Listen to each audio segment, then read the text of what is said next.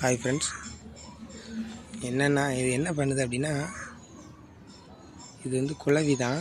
இது கூடு கட்டுறதுக்காக மணல் எடுக்கிறதுக்கு ஒரு பிளேஸில் குழி அப்படி தோண்டிக்கிட்டே இருக்குது. தோண்டி உள்ள வரைக்கும் போய் அது வரைக்கும் வழியில் இருக்கிறதெல்லாம் கொஞ்சம் கொஞ்சமாக வெளியே கொண்டு வந்து தள்ளிக்கிட்டே இருக்குது.